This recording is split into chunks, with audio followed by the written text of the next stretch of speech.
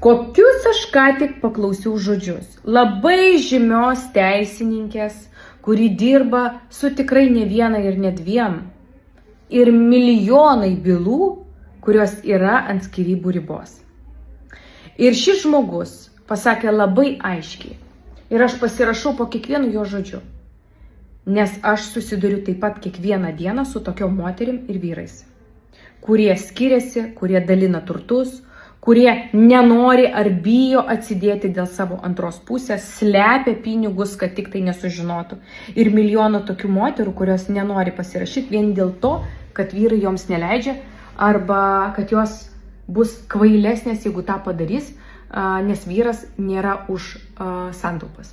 Tai aš jums galiu pasakyti, kai žymus teisininkas pasako žodžius, kad kiekviena moteris turi turėti savo santaupas, savo investicijas, savo kapitalą nuosavą, kad po to nebūtų problemų.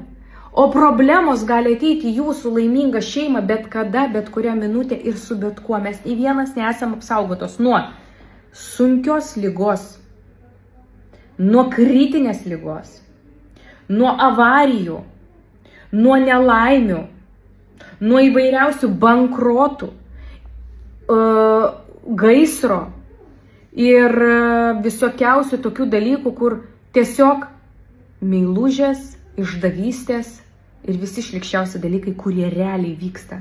Aš manau, kad mes kiekvienas savo rate, pažįstamų ar šeimos rate, mes turime nors vieną tokią šeimą, kurią ištiko nors vienas toks dalykas, kurį aš papasakau. Nežinote, kam yra vėžys, kam yra kritinė liga, dėl kurio žmogus neatsikėlė dabar iš lovos, arba neatsikėlė kažkada tai, kas buvo paliktas, išduotas, kas gyvena su meilužėm, gal net iki dabar žinot, kas ką dabar apgaudinėja. Ir daug dalykų, kas patyrė gaisrą, avariją, kur atima didžiulius pinigus iš šeimos ir po to šeima tiesiog išyra į šipuliukus. Ir va tada jau nebelieka nei šypsenos, nei ten, oi, kaip aš čia laimingai gyvenu ir taip toliau. Tai va ką aš noriu pasakyti. Taupimas tai nėra gėda. Investavimas ir atsidėjimas pinigų tai yra antiek didžiulis pliusas savo kaip moteriai.